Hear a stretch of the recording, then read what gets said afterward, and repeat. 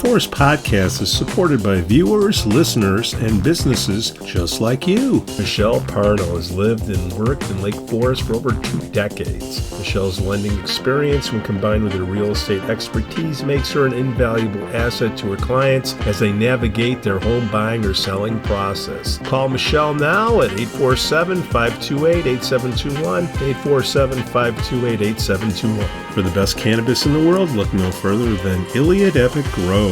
Owned by Lake Bluff's own Rich Ruzich, they are a cannabis cultivation center focusing on hard-to-find small batch products that will delight both the occasional user and ganjier. When visiting Michigan, ask for it by name. Epic Products, exceptional process. For more information, email info@iliadgrow.com.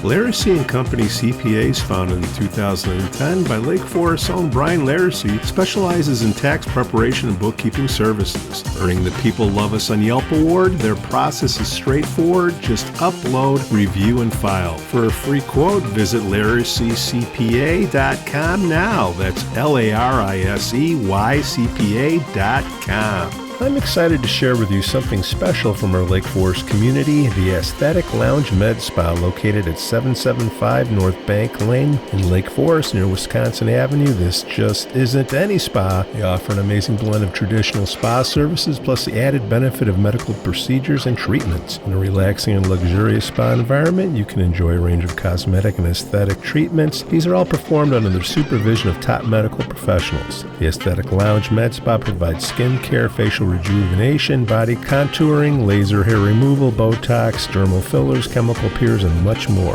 What's great is that each treatment is tailored not just to enhance your appearance, but also to address specific skin concerns and to promote overall well-being. So if you're looking to pamper yourself and take your beauty routine to the next level, give the Aesthetic Lounge Med Spa a call at 224-768-8028 or visit them at their location on North Bank Lane. It's an experience your skin will thank you for.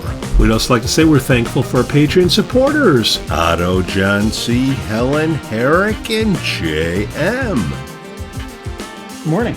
Yo. What's happening? What's the word? Tell me, man. Where are you now? It's not I'm used to. No, I'm in somebody's office downtown because I had to be downtown for a meeting. Understood. So, $8 million pension, that's a pretty good gig. There's a lot of ifs in that. That's if he lives the whole time, which I don't hope he does.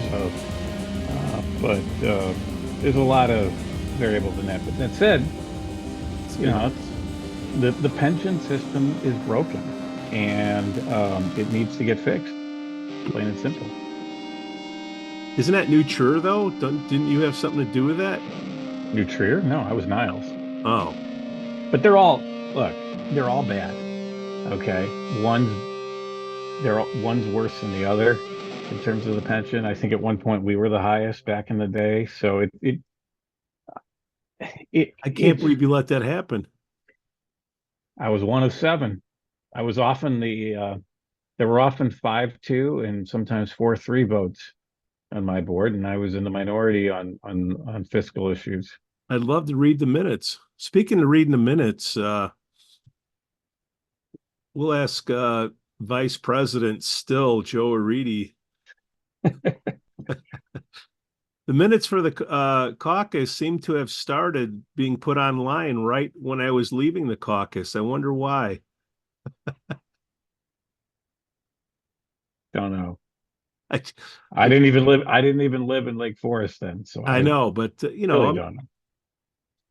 I'm just going through to see, I'm trying. Thank goodness I did a podcast back then. I wouldn't remembered any of this stuff. It's a good thing we got the guy coming on. Yeah, this is a record for being a vice president. It's usually the other way around. The vice presidents become presidents sooner than anticipated if there's a vacancy. But President, he's really getting the most out of his. Chris. Yeah. I think he wants, like, please Let me leave. It's like the Hotel California. No, it's You like check it. Godfather. I keep trying to leave and they pull me back again. Uh, So here so we are. We have here we Joe are. Oriti coming on, and what are we going to talk about? Hey, shout out to everyone involved in the Memorial Day ceremony at Market Square on Memorial Day, They do a nice especially, spread over there, I hear. yeah, well, especially uh, Hudson Yee, who is a Lake Forest um, alum, who is now part of the U.S. Army Reserve. He used to be one of the little scouts sitting on the lawn there listening to the speeches, but this year he gave the speech, and he gave a really good one about service and sacrifice. So I was really impressed with him. Um, his parents, which his family has a big military background, um, is they should be very proud of him. And they were there. The grandfather had his Marine stuff on, so a Have lot people of good stuff. have people figured it out not to say Happy Memorial Day? Well, Donald Trump didn't. If you read his, oh my I didn't. gosh, oh don't. Well, he doesn't tweet it. Whatever that uh, What did he truth do? truth. So not only did he say Happy Memorial Day, which a lot of politicians mistakenly do, but he turned it into a tirade about his trial in New York. I mean, is that what's going on? They're just going to keep him in court so he's not on Well, the road, or that is I, that the strategy? you got me, man. It's not Yeah, really what do you mean working. got you? I'm asking you. You know more I than I don't do. know. I live in a non-swing state. I don't care. But is that I what they're doing? it, if they're doing it, it's really backfiring on him because it seems like every time he goes into a courtroom, his numbers go up. But I don't know. Donations go up, yeah. I don't know. We'll find out this November, won't we? Eight I stand. million. I stand by my statement that Trump and Biden, this is the best we got. Well, I mean, it's who can afford it, I guess. If Nikki Haley had the cash, she wouldn't have bowed out. It wasn't about the. Actually, she did have cash. It was about the base of the party. Just is determined to stand by Trump. So and look, I'm not going to get into Okay, what don't. Let's talk about the Democratic National Convention in Chicago. Is it going to be a I'm shit going show? to. I'm going to stay as far away as I can. What do you think is going to happen? It, at the very least, a lot of traffic problems. At the worst, it could be a repeat of '68. No, 68, the police could do something. That's true. Mayor Daley, shoot the kill. The gentlemen, please, let's get one thing straight. The police are not here to create disorder. The police are here to preserve disorder. The order. He meant the order. He said Disorder. disorder. Yeah, he meant disorder, like disorder over here, over by here, over by there. He's got to be turning in his grave at Brandon I Johnson. I think our property values are going to skyrocket. See, I don't agree with that because I yeah, totally agree. in the short term, yes, Okay, people will that's all we move. care about. Well, listen. And look, you saw with our show with Montgomery, your property values go up, your property taxes go up. But It's um, okay. in the short term, yes, because people will leave the city for the suburbs. But if you get a lot of this is Lake Forest is a big part of the economic engine of the Chicago metropolitan area. You've got a lot of the who's who of the economy of Chicago living in Lake Forest. If you lose, and I know through mutual friends, a very high-ranking officer in a very large corporation that is based in Chicago, he lives in Lake Forest. They're not that far away from pulling the plug and going somewhere else. I mean, not, and I don't mean Schaumburg. I mean like another state. Yeah, Wisconsin. Pleasant Prairie. Or Florida, or South Carolina. Maybe Disney should move to Illinois. Because we got a lot of fairy tales in Illinois. All right.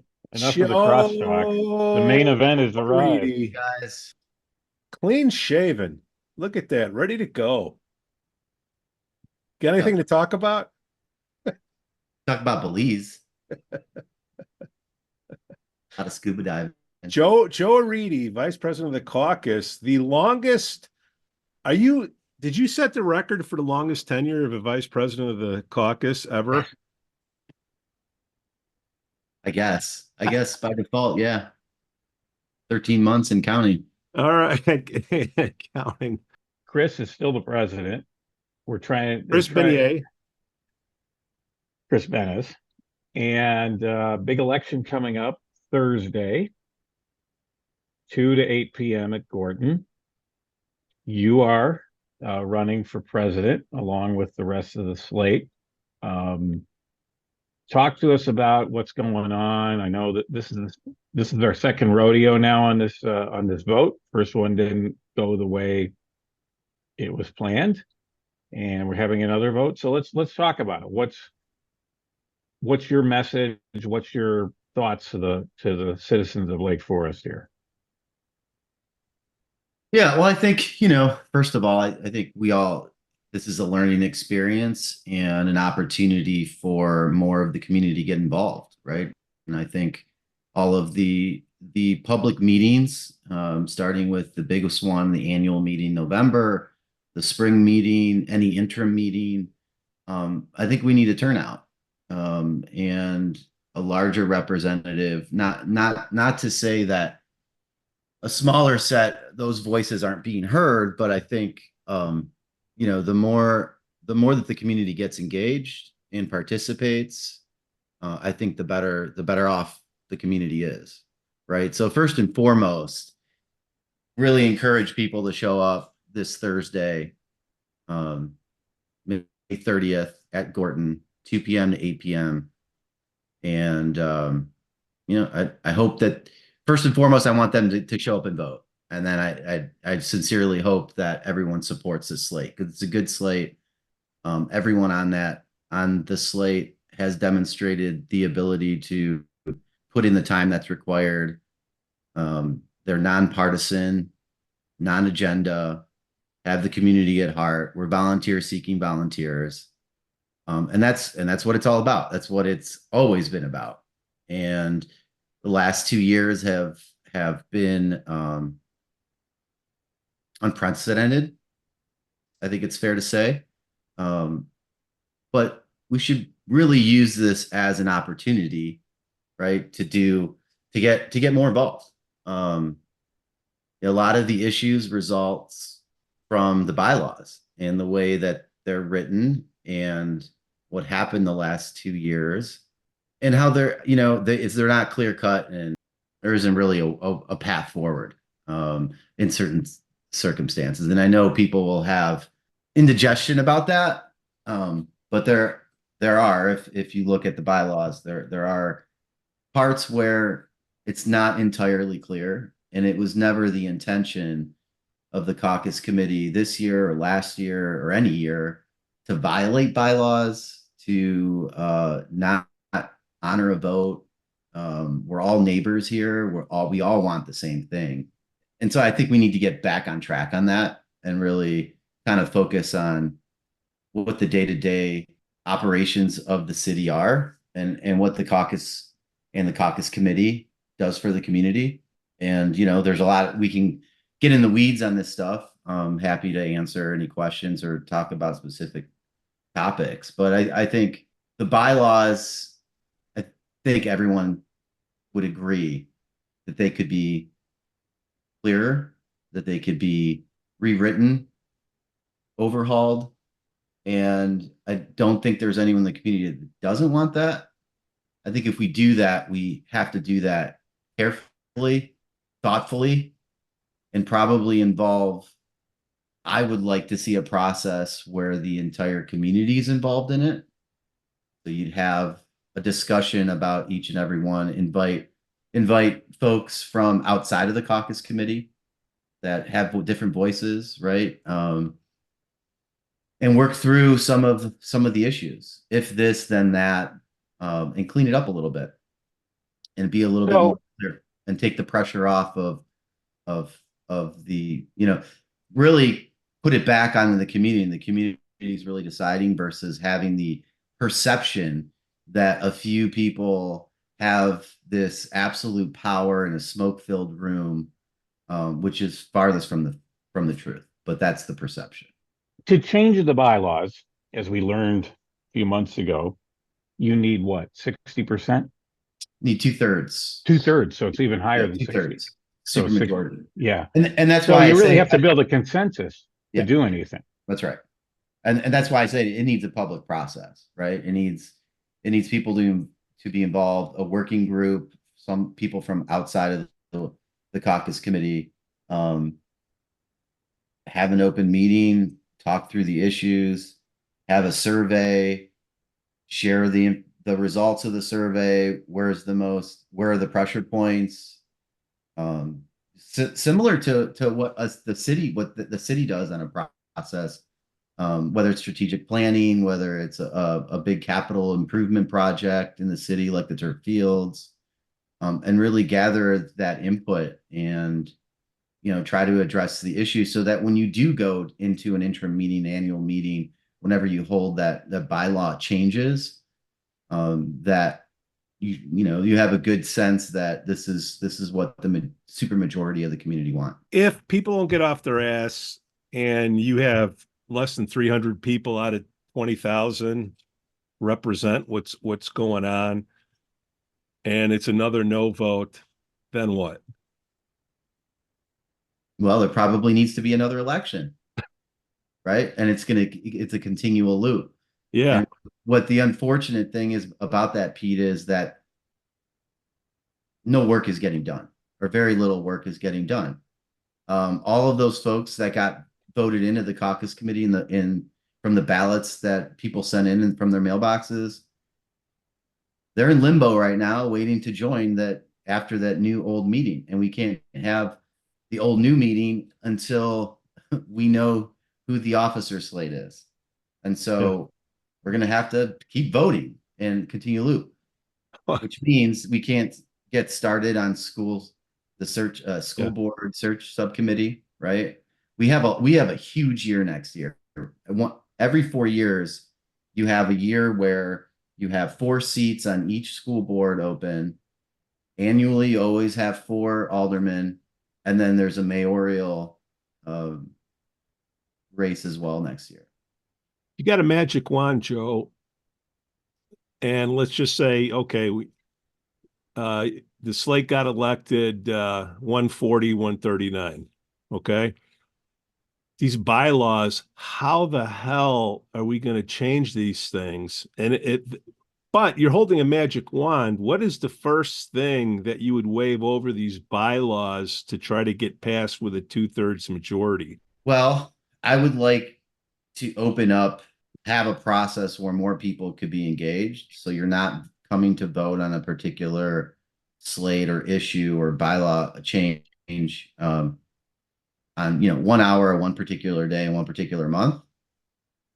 So something that allows online voting, something that allows early voting, something that allows absentee mail-in voting, so you can get a more representative sample. But we can't even do that, right? So the meeting now, it has to be in person. It's the way it's written.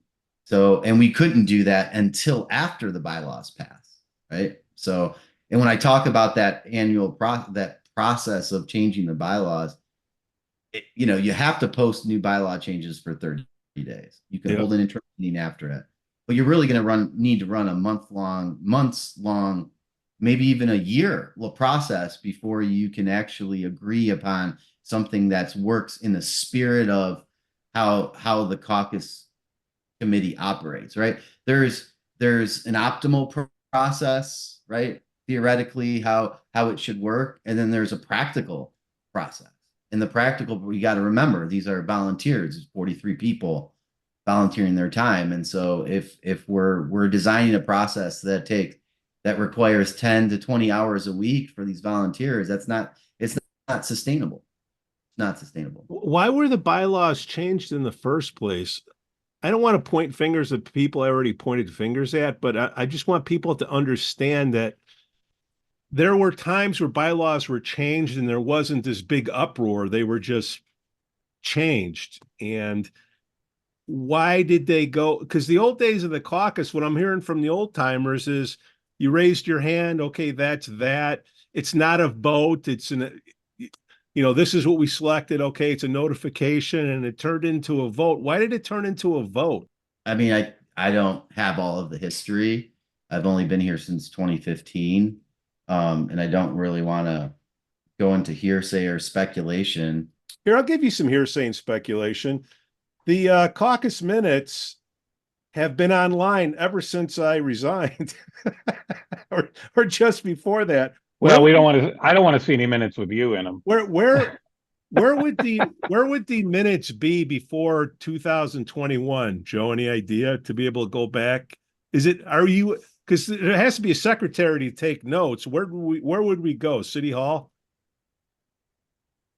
I think I think there was the library at one point a long time ago held some of the caucus records. I think we have a Google Drive that exists for caucus committee members that has some historical data, but it's kind of depends because there's such a turnover every year.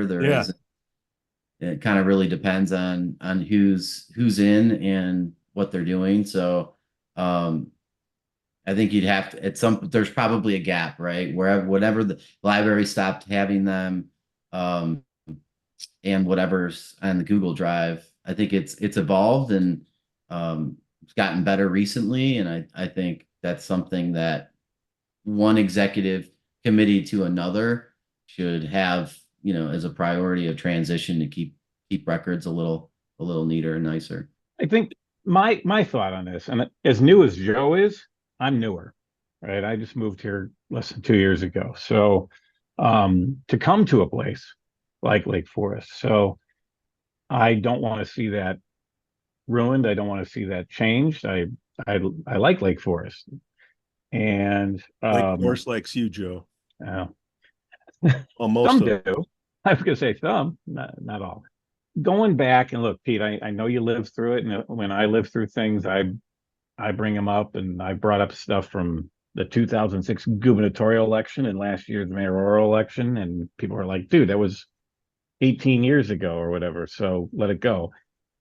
That said, I mean, history is always important, and if you don't learn from history, you make the same mistake again. That said, we're now in 2024, and Joe here is hopefully poised to be the president. I'm hoping there's a different result than a few weeks ago.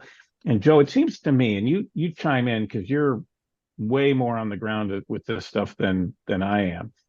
But it seems to me there's like a half dozen people. There's always been, and it's fine. There's always been a few people that the caucus have challenged the caucus. There's a history there. You can go back to the 90s. They elected some candidates and that weren't in the caucus and stuff.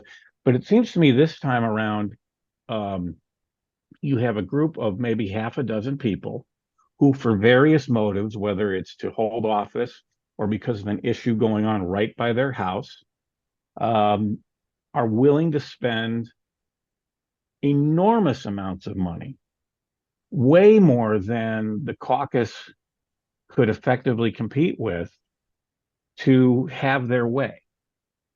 And I don't know, and I've talked about groups here that we don't know who's giving them money. They don't disclose their funds. You guys disclose all your funds. What's your take on that? And how do we bring this back to where it's about the good government that we get? I mean, this is a great run city. I think a lot of what the folks you're referring to are more about principle, and they feel that certain principles have been violated over the last year or two. that's the way they feel, right? Is it We though? can't. I mean, this is me. This is me, not you saying this. Yes, I think there are some people that do have that concern about principle.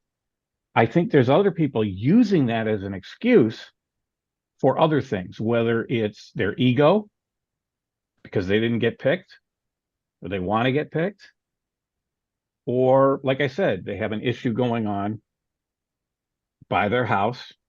It's a very localized issue that is not a citywide issue. How do you work through that? And I know you can you tell me what you want and we can talk more after the vote. I know there's been a lot of discussion with a lot of people since the last vote. What can you say to people that voted no last time?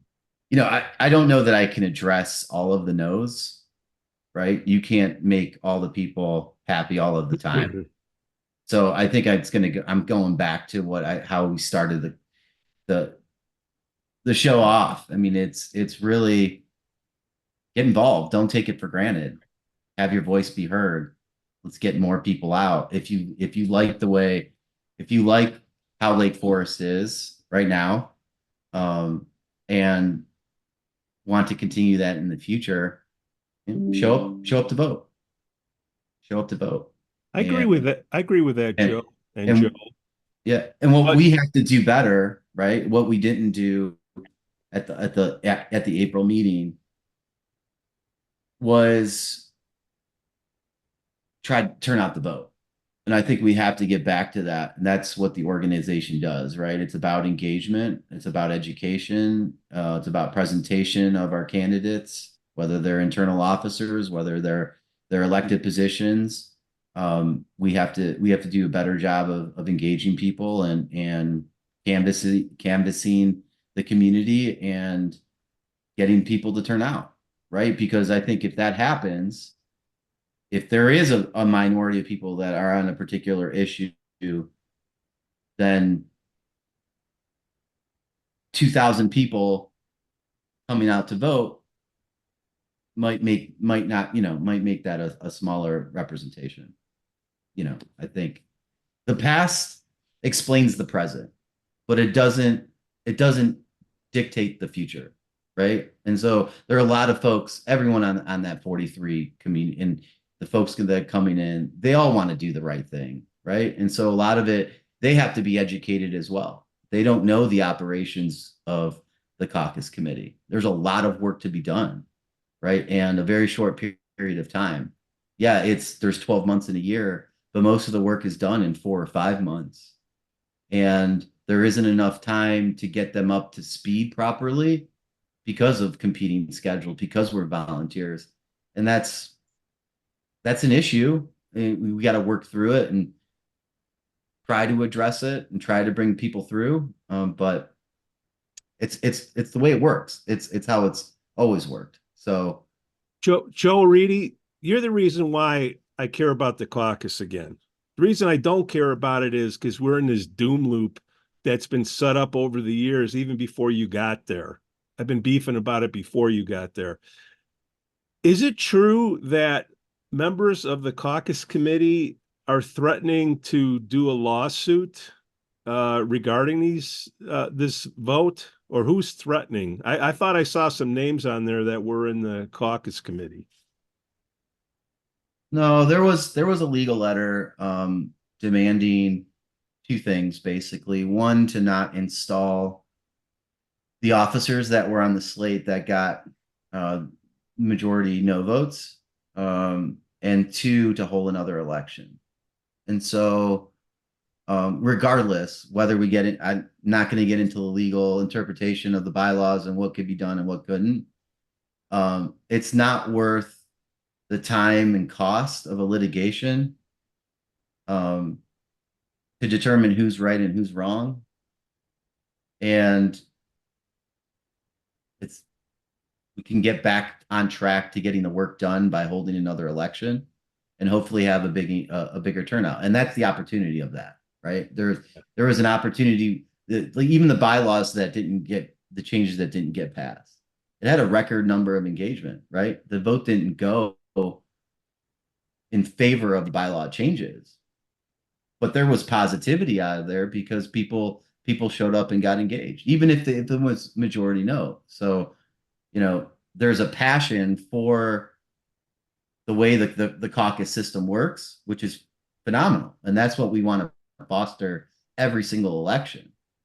And, hopefully, with us doing a good job as a caucus committee, we can gain the support instead of opposition to what we're proposing. What is SaveLakeForest.com? SaveLakeForest.com is the method of us trying to turn out the vote. So it's tracking people that want to come through. I know there's Save Whom, Save What. Yeah, what? It's basically just, saving the process and getting back on track to getting the work done so we can get our subcommittees formed this summer. We're not up against it on the annual meeting. There's a lot of work to do, because if we do this continual loop of not having officer slates, nothing's getting done. There is no caucus when this is happening, right? There's no caucus committee while this is happening. So it's really saving that process. Is there, like, I saw, I'm not even going to get into the names, but I saw an email that was written by someone mocking, like, you guys with your trains run on time stuff. And I'm like, yeah, what's the email? I didn't see it. Doesn't matter. I'm just saying. He does. He just brought it up. You got people listening and watching. What the hell are you talking? Joe's free to bring it up if he wants. But my point is, the bigger point is, they're mocking, and there was at that meeting that they had at Gordon, they mocked, well, geez, and then they take credit for everything being done in the city. And it's like, well, yeah, because you guys run it. And the election, you've had these issues with these elections at Gordon. I've been joking that the city of Lake Forest doesn't own Gordon Center. LF4T owns Gordon Center. It's just they've only won elections in that building.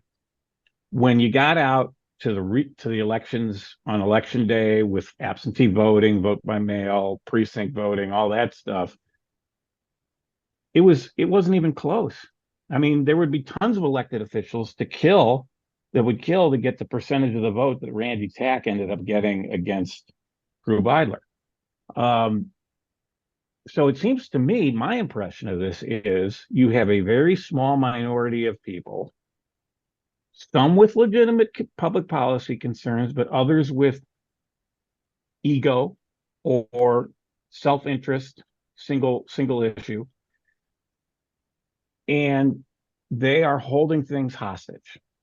They are taking over these meetings, and spending. We don't know. You talk about the lawyer sending. I don't think that lawyer wrote that letter for free.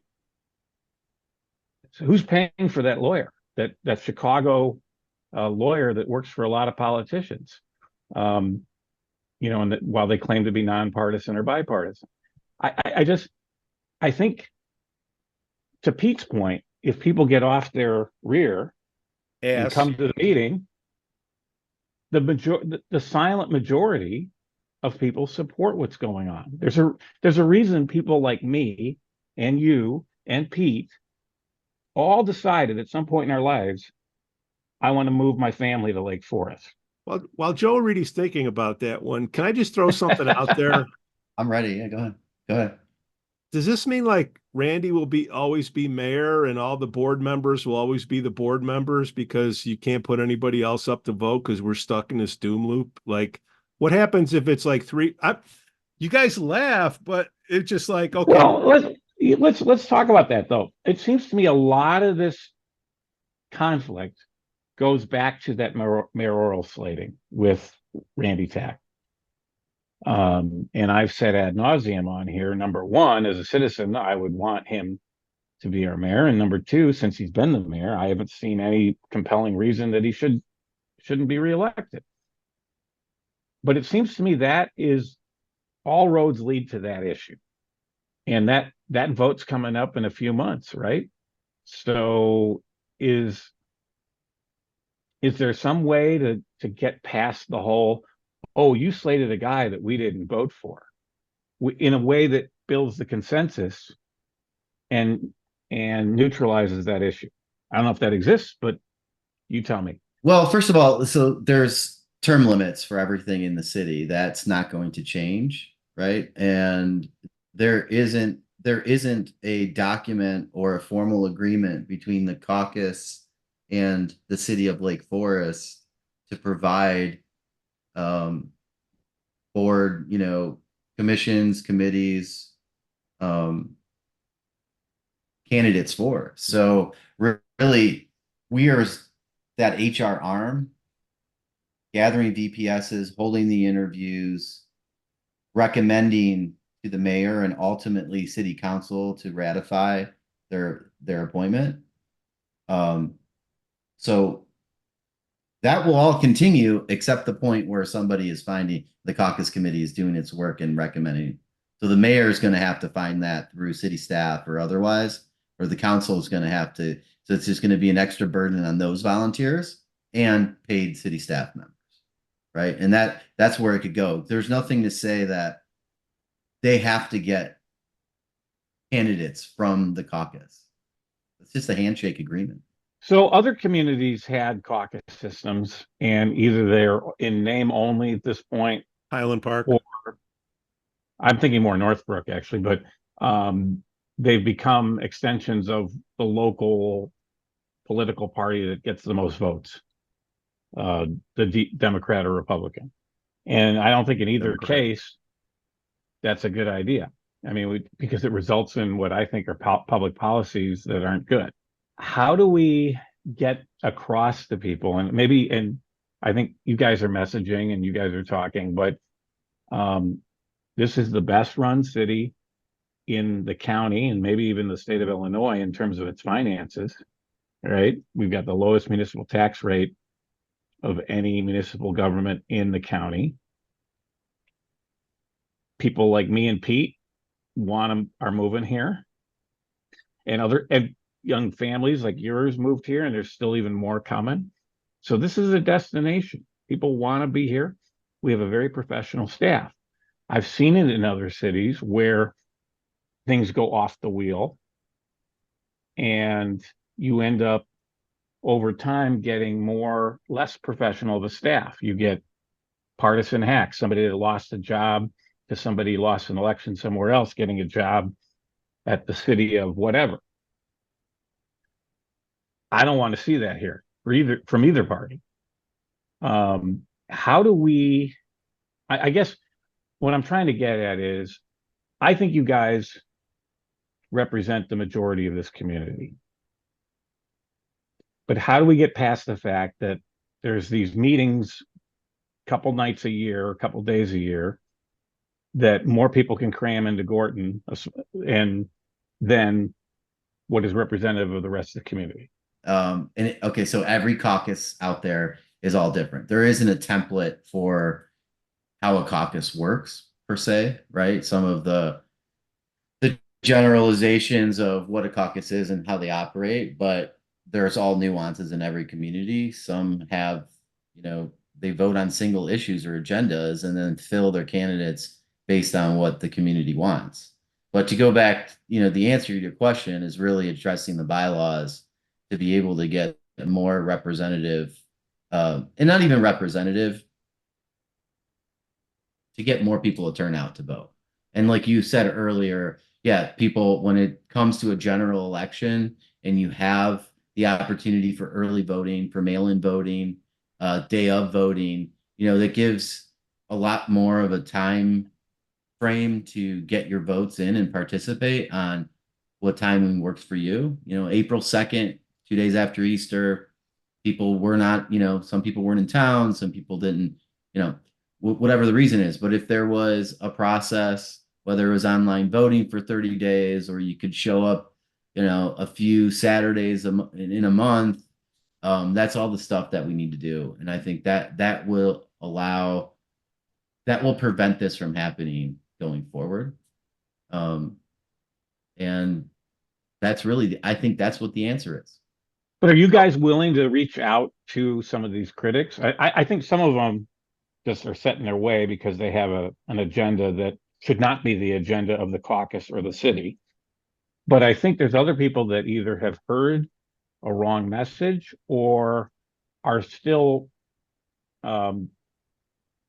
reasonable enough, hopefully, that you guys can sit down and recheck. Because otherwise, we're never going to get to 66%, 2/3 on anything. Yeah, no, yeah, we are willing to reach out, and we have reached out. We've had conversations. We will continue to have conversations. Remember, we're nonpartisan, right? Non-agenda. So we don't want to pander to any particular group. You open the door to that, we've lost the very essence of what we're about. But being a political action committee, that opens the door to this legal crap that I don't even want to get into it. Joe Oriti, can we just say, all right, number one thing, okay, can we just agree on online voting? What if we just put that up there? Online voting for the issues that are at play. Can we put that out there and have a vote to change that in the bylaw, just that one thing? That's what I'm hearing from you. That's what we need to do. Yeah, we could, yeah, I mean, that would certainly improve things. Okay, what would the other side? 60, you need 2/3 to do that though, Pete. Correct. Okay. And that's why you have to run a process, because I think there'll be other things that should be addressed. We should overhaul the bylaws for the current times. And you're gonna need to solicit feedback, educate, turn out the vote. It's going to be a process. It's not something I can commit to, or the next caucus. I'm not asking you to commit to it, but I'm just saying, if you had one thing, okay, all this stuff, look, having 1 hour to go in and vote, that's dumb. Okay. Whoever did that, bad strategy. Okay. Good strategy online. And what would the opposition say against online voting? Why would they be against it? Why would somebody say, you know what, I want to be part of the 2/3 of vote against it versus having it go forward? What's the downside to the other side? I think some of the other side would welcome that. Some of the others would not, because they can have more of a voice and control the process by having, by rallying their troops to show up one particular.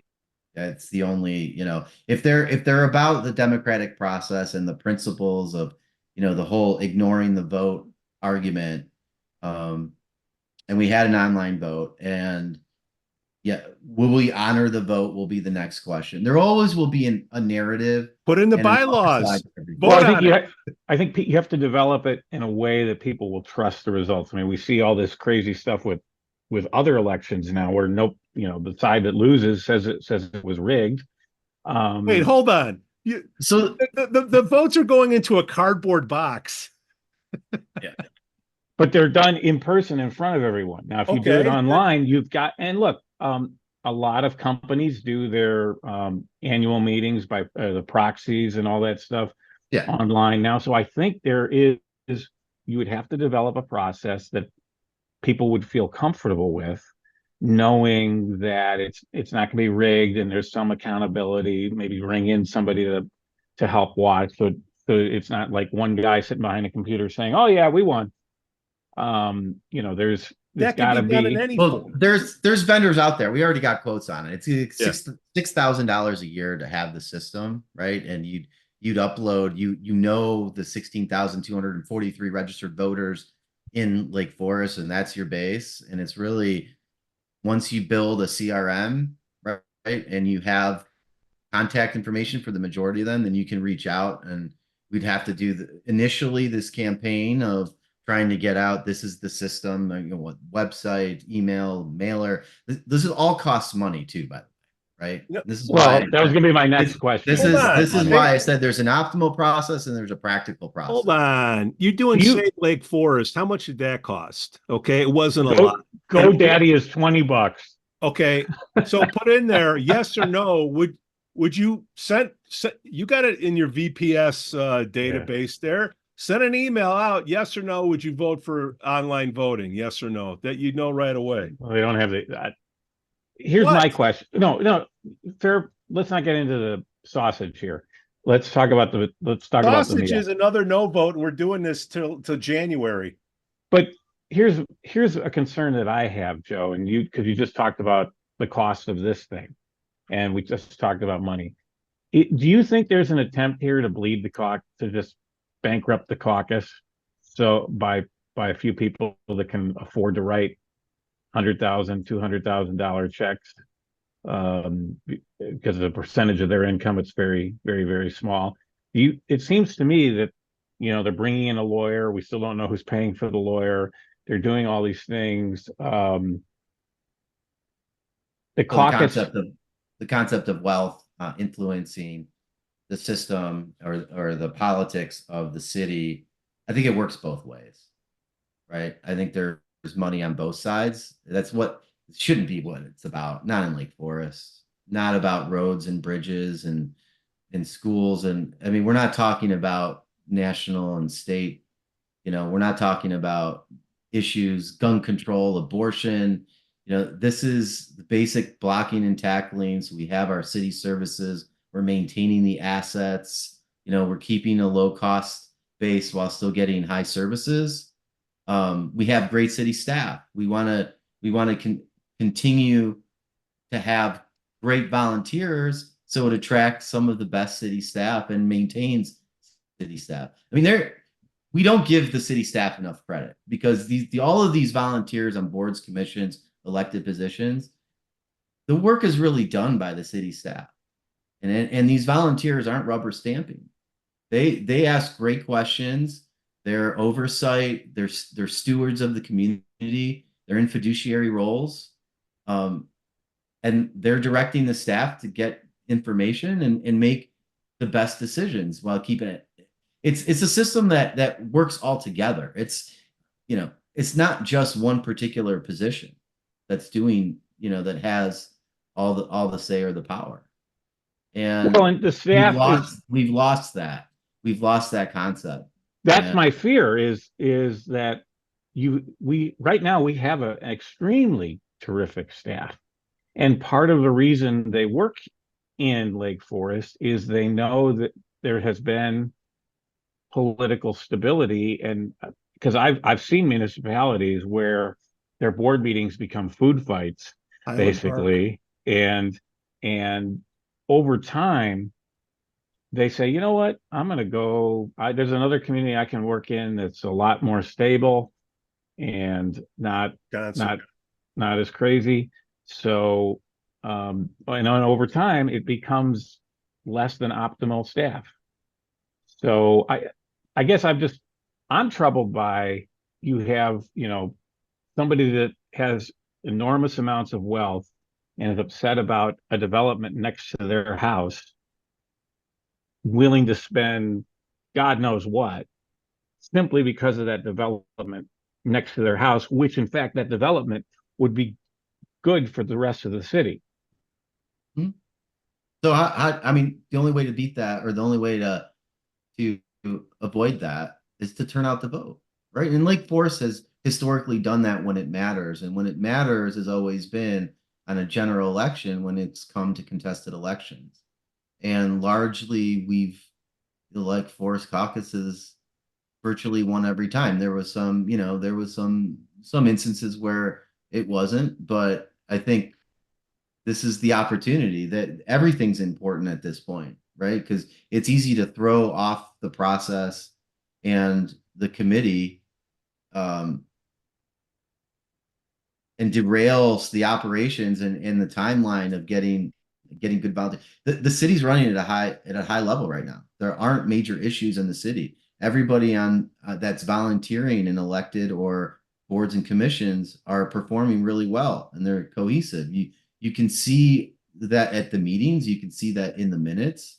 There isn't a real, my knowledge and to many others, a real issue in the city that's going on, other than having a lot of speculation and innuendos of what the current caucus committee or the past caucus committee is about. A lot of speculation, a lot of conspiracy theories. And if we spent all of our time being defensive, and fighting every accusation, we're taking away the time that's crucial to do the work that we're actually set out to do, right? We need to fundraise.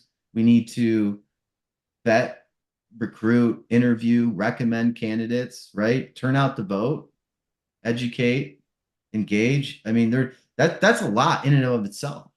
I mean, the president could spend anywhere from 200 to 500 hours a year, depending on the given year. And next year is a bigger year. And you add all these ancillary things, and I'm not complaining. I mean, that's what you need to do. That's what the role requires. That's what you're signing up for. You're not signing up for, hey, I'm just going to show up to the meetings every other Tuesday. There's a lot of work that happens year round and in between meetings, not just by an executive committee, but ward chairs at the ward level. The executive committee is just an administrative board. It is the advisory board of the caucus committee. All of the work, we're only one vote each of all 43. No one has absolute power. And even, I mean, go to the bylaws. There's nothing to say that the president doesn't have veto. Bylaws don't say anything. When we say save Lake Forest, here's my opinion on saving Lake Forest so people will understand to get off their ass. Was Highland Park, did they have a caucus system? Were they, nonpartisan, blah, blah, blah, and then slowly creeping in the outliers on the liberal side that have gone in there, have turned it into from being a moderate town to a liberal leaning town. What do I mean by that? Look at what's happening in Highland Park. If you want to do a business in Highland Park, it's like the Olympics, it's like the decathlon. That's why there's all art galleries in there. It's anti-business, okay? It's anti-first responders. Joe Weiss, am I off? Can save Lake Forest from turning into Highland Park. Save Lake Forest from being a moderate town to going to the left side of things. That's how or the right. And I want to be clear. Or the right I want to side, be very right? clear. I don't want it going to the right either. I said moderate. That's why I said moderate. Be moderate. So that's what's happening over there. And it's a shit show at city council. They can't get anything done. Everything is gridlocked. No business is getting down, and it's a crappy look.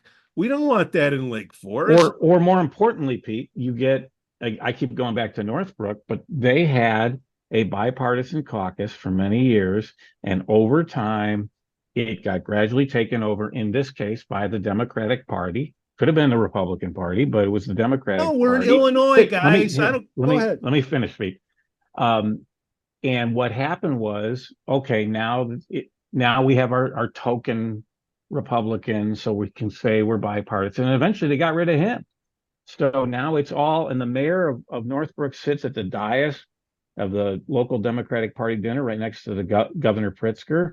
And more importantly than all of that, which most people don't care about, is public policy wise, you are seeing things like a 10-cent tax on bags. Okay, I don't talk about killing businesses. Put a tax on bags in a city. Guess what's going to happen? People are going to go shopping in other cities. There goes your sales tax revenue. So it's stuff like that. And I could point to some other public policies that I don't think we want to see here in Lake Forest, either from the left or from the right. And that's why I'd like to keep. There's places that are still. Where? Red. What? Go out to McHenry County, sir. Oh, okay. What's the population, McHenry County? Or Northwest Lake. So, but Pete, the big point voting is, blocks. The point is, because it's very easy to say, oh, we don't, I think it's about the public policy, and the caucus has done it right on public policy in terms of the people we have in there, whether it's Mayor Tack, the aldermen, and then the staff that they hire as well, and then the boards and commissions and stuff. Joe, I think, is doing a really good job trying to work through this. I think anybody that's worked with Joe for more than a couple minutes respects him. And he's, as he said, he's not a smoke-filled room guy. He's lived here less than 10 years, right? So it's not, the stereotype of it's the old boys club or whatever. It's not. I mean, if Joe Oriti can be president of the caucus, anybody can, right? I mean, he's lived here less than 10 years. Just your average Joe.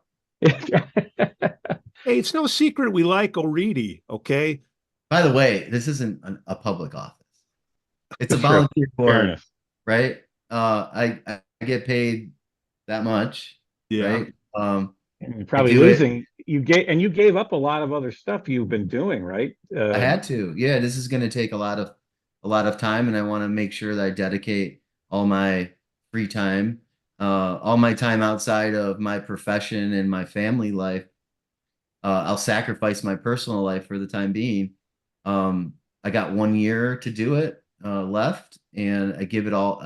Just like anything I do, and I'm all in. And I do it for the larger community. I do it, example of I've been volunteering since I was in 4th grade. My whole life has been volunteer. I didn't even know that about Lake Forest till I got here. It was almost kind of like it was kind of fate to end up in a town that's so big on volunteerism. And so many folks do it, right? And so many more folks want to do it and have gone through.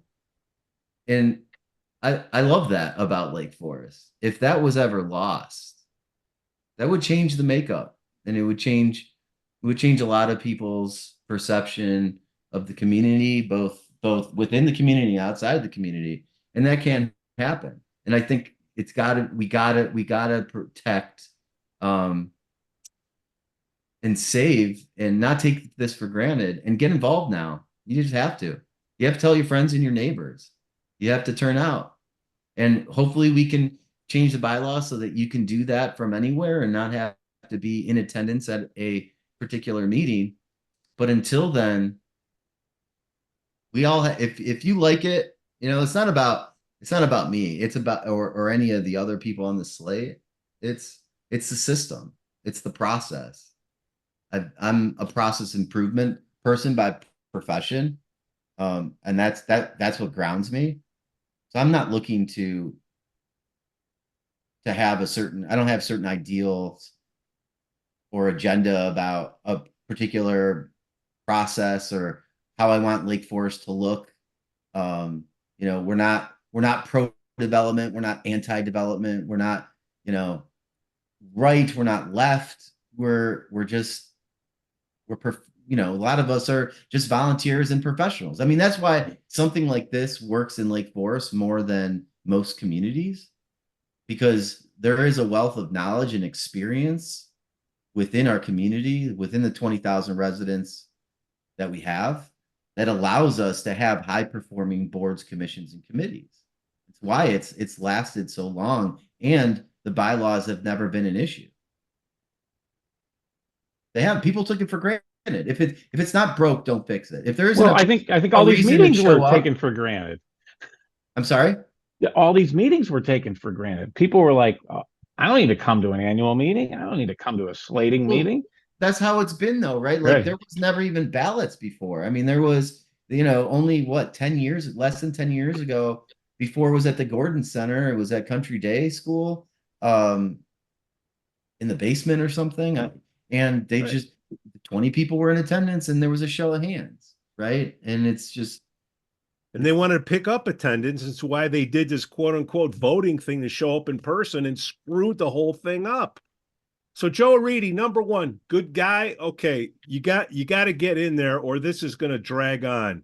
Okay, number one, you got to get in there. Number two, the only thing to vote on is to make the vote. Anything to vote on needs to be online. Will be the two things.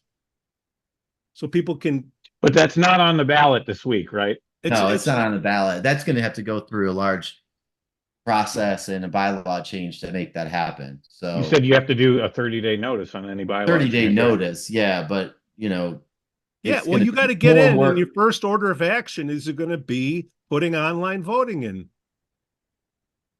Well, my first order of action is going to be onboarding the 17 new committee members that are coming on, doing their boot camp, doing their training, right? Setting up the subcommittees for Ward 3 aldermen. For so your first order of action is not to fix this? No, it can't be. I have to get the work done. We're counting. We're counting Are you telling me backward. you can't delegate, Joe? You got to fix this for the next person. But The Pete, I G's think got what to he's fix I'm saying not is, this. saying I'm not going to do it. I'm just, Okay. we will put that process in motion and do it in a way where when we do bring it to the community for a 2/3 majority vote, that it's well socialized, it's hopefully accepted. And that's what I want to do. I want to do it one and done. I don't want to have it linger and have put, the last bylaw changes, we had 11 people on the subcommittee, 10 or 11 people, right? And we came up with it. And we put some time into it, but the next iteration is going to have to be a lot more time. And it's going to have to be a bigger process, more transparent, more feedback. And if we're going to overhaul the bylaws, we might as well address some of the other stuff. Because if you start to have online voting, right, and you turn out the vote, and what if you do have a no vote? What if you have an annual meeting that your slate doesn't get confirmed?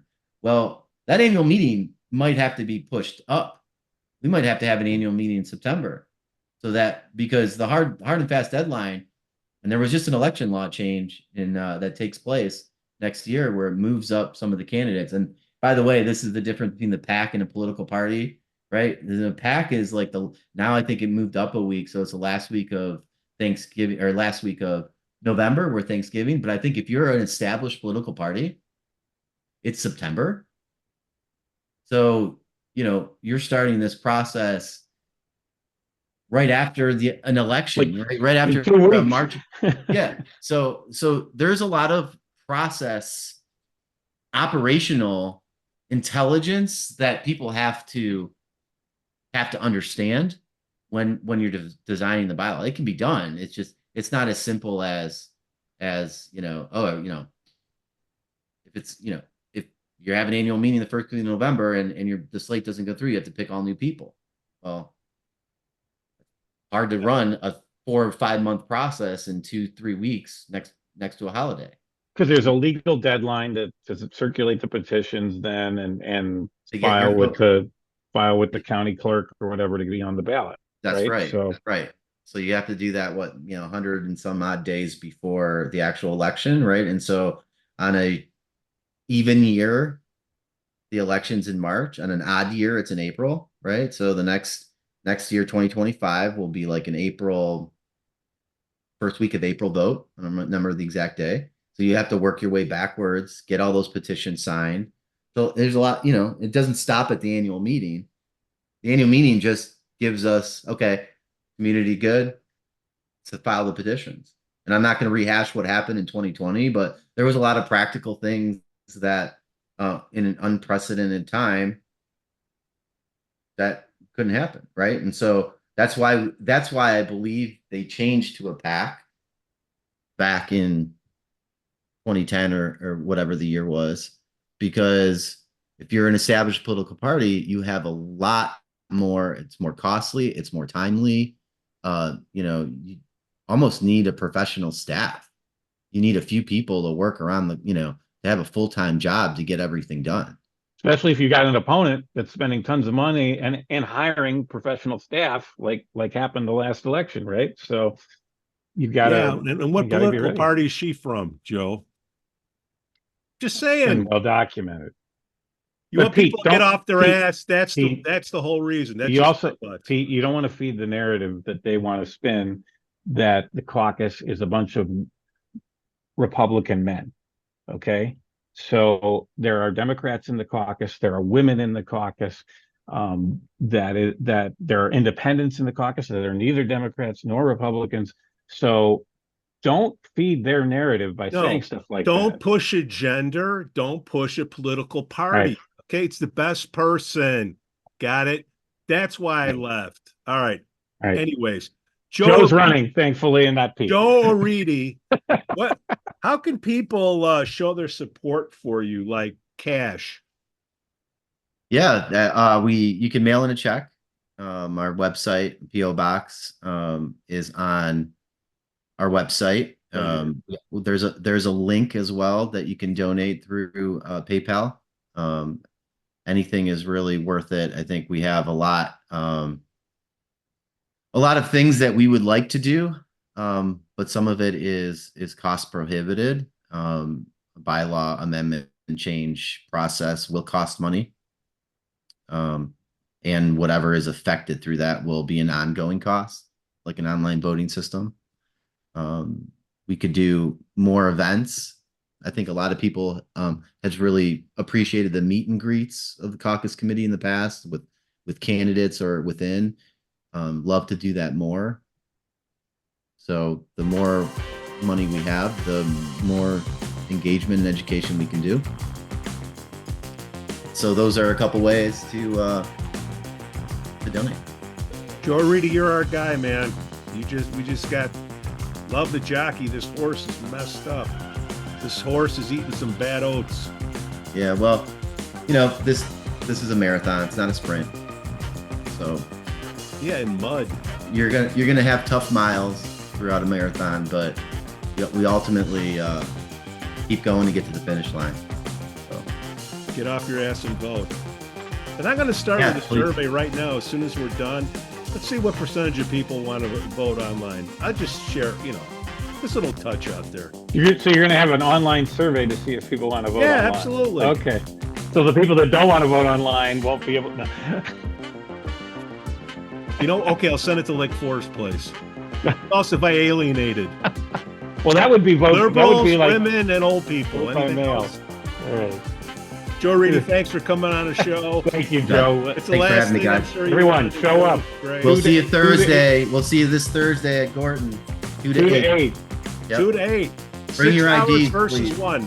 That's the first step. All right, guys, take care. Right.